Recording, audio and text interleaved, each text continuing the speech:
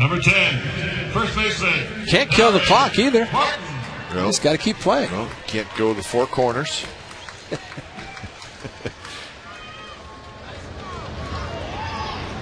Key for the A's, the pitcher, is to stop the Twins from scoring and keep Justin Morneau coming to the plate with runners on base. So maybe Ron Gardenhire rested for 5 or 6 innings. Barton drives one to center, again deep, span at the wall, and it's gone. Daric Barton, center field, a home run, 12-5.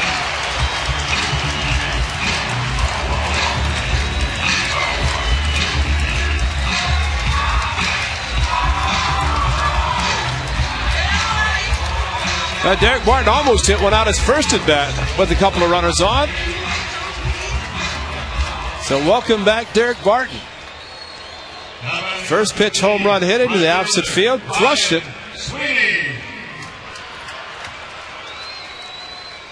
So there's a 3 spot.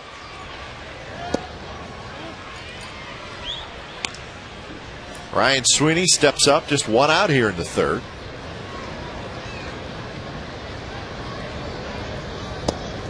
Laugh when you have games like this, because when you look out at the out-of-town scoreboard and you see another game that has a score like this,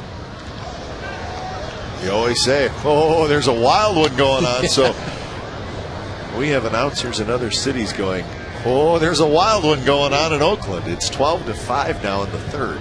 And then they kind of chuckle a little bit, I'm sure. Line drive, right field. Kadyr's going to get there and makes the catch. 2 outs here in the 3rd. Now, Daric Barton, I tell you, it's a good swing on a fastball. Second baseman, number 14. Showing the power, going to the opposite field. Here's the span, knock it over the fence. Went up, came close. Nope, never got to it. So got over the Comcast high definition sign. Barton, who came in as part of the double switch in the last inning, leading off, and it takes high from Thatcher.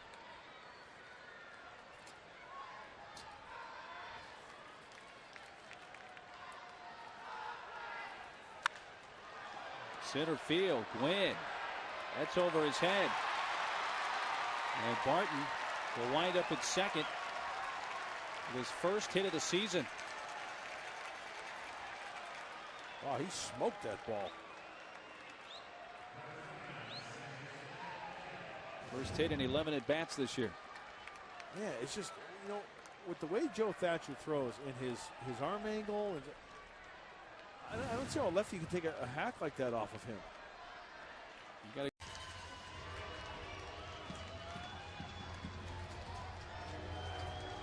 Rincon with the Twins, pitched well.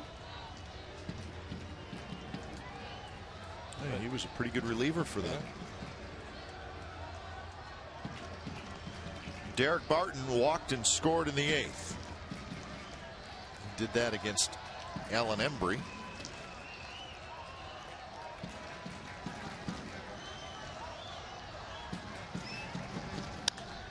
Drive to right. Spilmores into the corner, off the top of the wall. Landon Powell is going to be held, and now the ball rolls away. Powell will score. Barton to 3rd. Spilmores, when he threw it, I think it slipped out of his hand, and it shot to his right. 11-8. Jim Tracy can't believe it.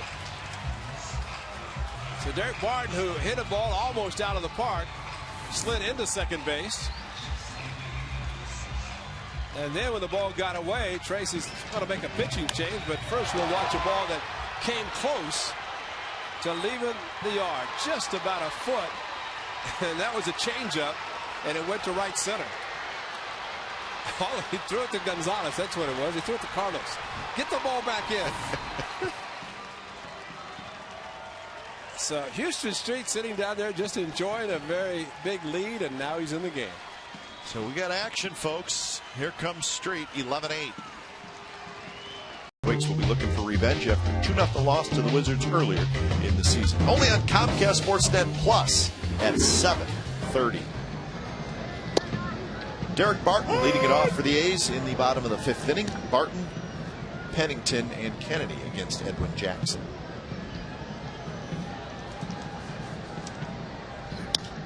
Line drive, fair ball down the left field line.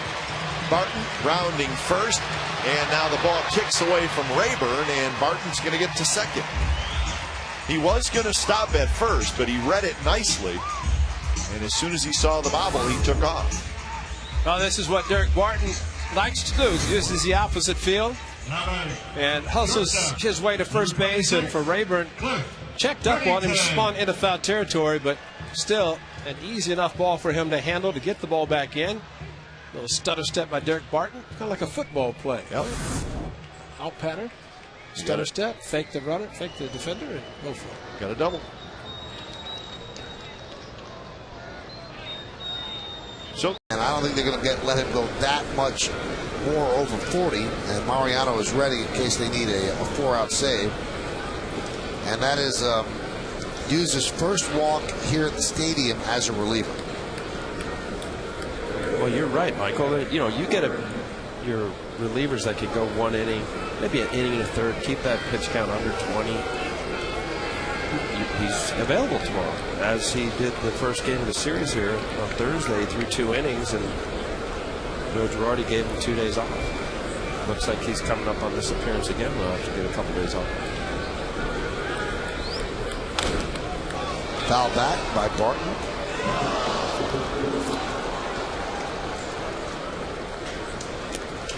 Must have missed a good catch, Michael. A lot of hooting and hollering over in that other booth.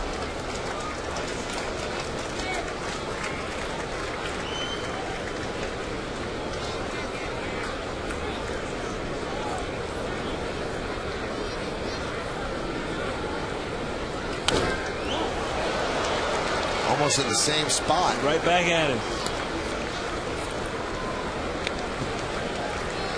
Ever catch a foul ball as a fan in Cincinnati? UL? Yes. You did? Really? Here at the stadium. Ron Gidley threw it somewhere in the late 70s on the right field line.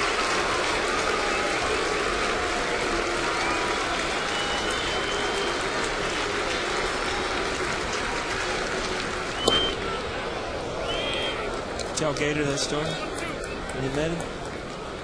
I was up in the stands, you threw a ball, the guy was late foul. I caught that foul ball. Yeah. You remember that? Well, he wasn't allowed to talk to Gator until about 2 months into their relationship. It's about the 3rd month that I was allowed to say hello. Even look at him. It was proctored by Rigetti, who would be the mediator in it all.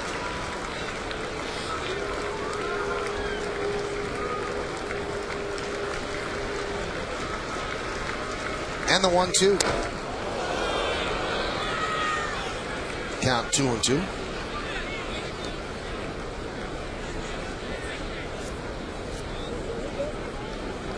Obviously, Al couldn't talk to Gator because he was a veteran. Yeah, you have to earn your love spurs. Gator. What a nice man. Great teammate. Looked up to him. I was in awe of the fact that I was in the same rotation as him. 3 years out of high school. The 2-2. They're making Hughes work now and building up his pitch count to 38 as Posada goes out and tosses the right-hander. Give him a little bit of a breather as well.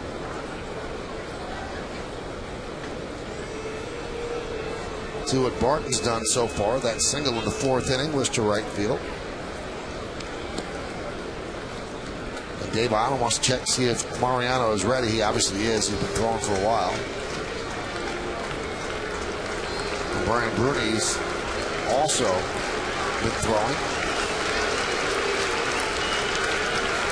2-2. Line drive to right field. It is a base hit. That's going to go to the wall. Swisher will play it out there. Barton will go to second, and the A's are set up 2nd and 3rd with 1 out, and the Yankees lead is just 2.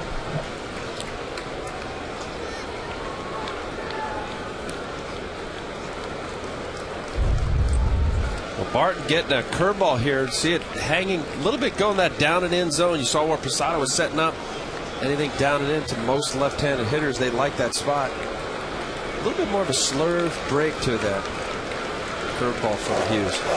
Well, Hughes in danger of giving up his first run in 23+ innings, and Joe Girardi not wanting to go to Mo for 5 outs. But you've never been through it, all right?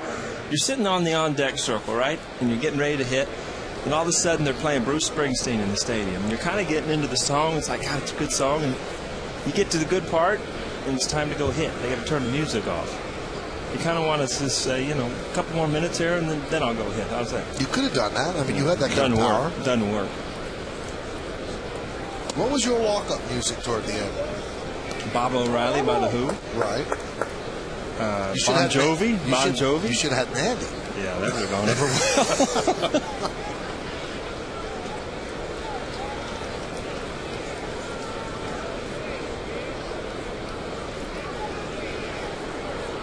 The 1-0. Now, Al, you for a lot of your career had Springsteen when you were warming up, and then toward the end when you were with the Yankees, then you switched to Tim McGraw. Wasn't that good? That little skydiving song.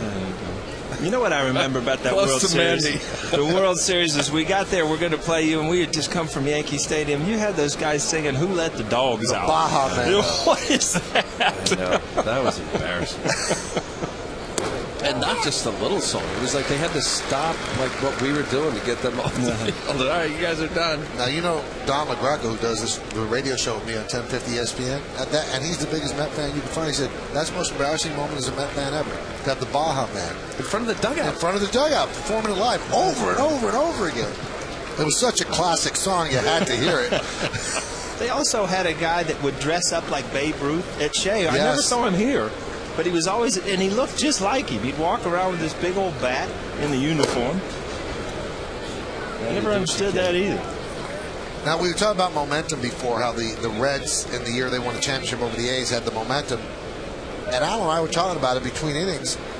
I believe that your at-bat against Benitez in that Mets series changed the entire series around. If the Yankees lose that game, I don't know if they win that series. Well, game one's important, but I mean, the thing that it did do, I mean, we faced out twice. And if you lose a couple games, then you could probably get him in Game 7 also. So it could have been a different series. But, you know, I ended up walking there, and Polonia gets a huge hit after that. That's really what changed the game. 2-1 game, 9th inning. Paul has like an 11-pitch at bat. He gets a big walk. And they end up tying it, and they're winning the 11th. But along the line with when you said you came into Oakland Coliseum, you look over at the mighty A's. Yeah. I mean, they were impressive. 88, 89, 90. That was an impressive team, as we saw from the Mets side looking at the Yankees. But that game one, it would have changed the whole mindset for a team that says, "Geez, we have no business being on the field." To, hey, wait a minute, we could beat these guys. How about Timo Perez not running? Timo Perez not running, yeah. 50 pitches for Mitre. For a 5-game series, had a lot of ebb and flow to it, the Subway Series. A lot of drama. That's just because the good guys won, right? Some might see it that way, yeah. Runner goes. 3-2 is grounded through the right side for a base hit. So Ryan Sweeney is going to go to third as Daric Barton picks up his first base hit of this series. He's now 1 for 13. Well, sinker down the zone right now for Mitre. He's getting the sinker. He's getting ground balls. You can't direct as a pitcher where the ground balls are going to go. Barton, actually, this is well struck right here through the hole. Sinker slider combination. Now we're talking about songs that play when you're pitching or when you come to bat. Bob Lorenz, the great Bob. First baseman, number 10, Daric Barton. Daric Barton grounded out to short.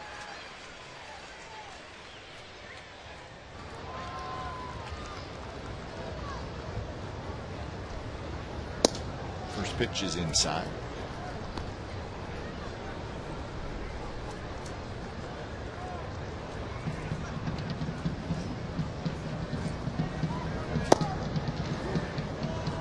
Porcello closing in on 60 pitches. He's got 58.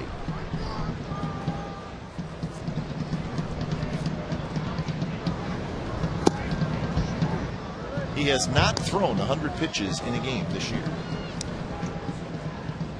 And I think that's a pretty good development by him to the point of getting ahead in the count. I mentioned 3 or fewer pitches, and it's almost he knows as he approaches the 100-pitch mark, he's going to be out of the game. That's a great way to pitch. Something to think about. Absolutely. Yeah. mean, that should be the philosophy of everybody, to try to get 7-8 innings under 100 pitches. He's got to 99 once, 98 once, 97 a couple times. A little flare, center field, and that'll fall for a base hit. 1-out hit for Daric Barton. 6th hit for the A's in the ball game. Got inside and able to get him out of his kitchen, and Daric pulled the hands in. Well, that's a great shot of pulling the hands in towards the chest. Everett couldn't get it. Granderson, speed, of course, again playing a relatively deep center field as some of the players. Lefties and lefties. We'll give you the answer later in the ball game. There's Brian Downing. He could have held the mark by a right-hander. He had a lot of home runs. He wound up with 275 in his marvelous career. And he was honored last night. Brian Downing, along with Chuck Finley, on the Angels Hall of Fame, welcoming celebration last night. Yeah, you know, it was very refreshing to hear him. You know, he was a man of very few words, but he was relaxed to be able to share a little bit from his heart. It was very good. Both guys, Finn and Downing, had great acceptance speeches and were rewarded with a beautiful ring, an MVP ring. Excuse me, a Hall of Fame ring. That's what they called it. It was a beautiful honor that came from the Moreno and Angel family. Daric Barton, the batter. The count 1-2. Also like to thank Artie for approving of the deal that brings Scott Kazmir to the Angels. We were talking about his recent success, and Kazmir lately, last 3 starts have all been quality. He's allowed 7 runs in 20 innings and 21 strikeouts, and he's coming off a 10 strikeout game in just 6 innings against the Blue Jays. Grounder foul. Well, you know, the economics of the game had a lot to do with the deal. Okay, Tampa Bay owed Kazmir $28 million, and they had some young pitching prospects, and they said, you know what, if we can find somebody to take that load off, it might help our ownership a little bit. Or, you know, they're a small market there in Tampa. St. Pete, they're in St. Petersburg actually, but they're the Tampa Rays, and the Angels, they're ready to pick him up because Artie Moreno has shown the willingness to not only invest on the field but also in the community, and that's what you want in an owner. And Kazmir had proved himself the last couple of years to get that kind of contract. Angels will pick up the rest of this season and then the next 2 years, but he was 13-9 with 239 strikeouts 2 years ago in 2007. Won 12 games in an injury-plagued time last year, but helped his team to the World Series. David, in the meantime, Darren Oliver's job is just to go ahead and hold him. Hold him right there. Eat up a few innings. All he can go, he might go 30 pitches. But if he does, that means that he won't be available tomorrow. He's 38 years old. A gapper to left center field, and on the 9th pitch, Daric Barton comes up with a blasting double. Man, this is a Oakland team that came in cold, and they are hitting the Angels quite well in this last 2 innings. Let's check our United States Marines leaders of the game. Here, make sure you join us at Safeco Field. Get your tickets at Mariners.com. Junior, the only Mariner run yesterday, got a 2-0 fastball and hit it out for his 13th home run and 624th of his career. Daric Barton walked his first time up.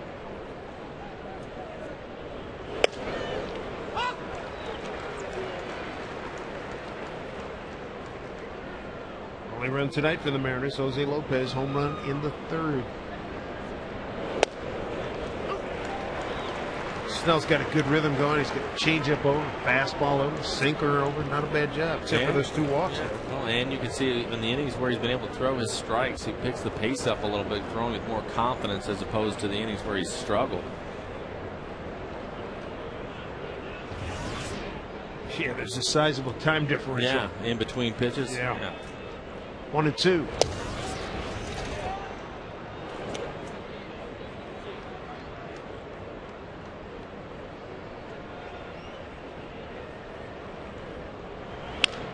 Back up the middle.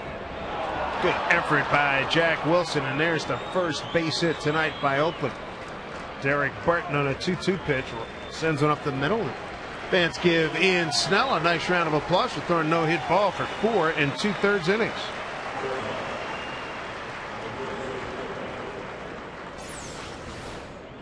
That's just a ground ball up the middle and finds a hole. Nice try by Jack Wilson to try to knock it down. I don't know if he had much of a play as far as he had the range to get it. See him diving into the outfield. Probably wouldn't have had a play at first. Pending tickets, call 1-800-944-RACE. John Lackey beginning his 3rd inning of work. He will face Daric Barton, Athletics first baseman. He's out of Huntington Beach. So with the defensive play on both sides, we could be looking at a pitcher's duel today. And that's kind of unusual, because a day game, the ball really flies out of here. Home runs still could be a big part of this game. But pitching and defense go hand in hand. And both of these teams know, as well as every other major league team are competing for wins, that is the basis of a winner. Pitching and defense. A couple timely hits is all you really need. The last time Lackey and Anderson hooked up, it was a day game at the Oakland Alameda County Coliseum on July 19th.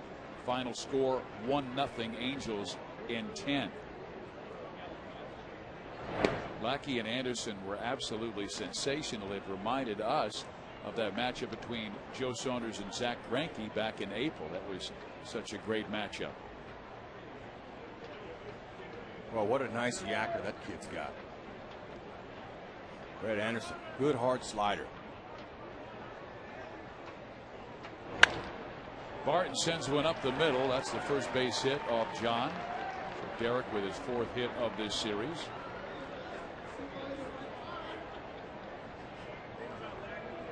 John was able to get that crisp double play after he walked Jack Cust in the 2nd inning. Would like something like that from Cliff Pennington.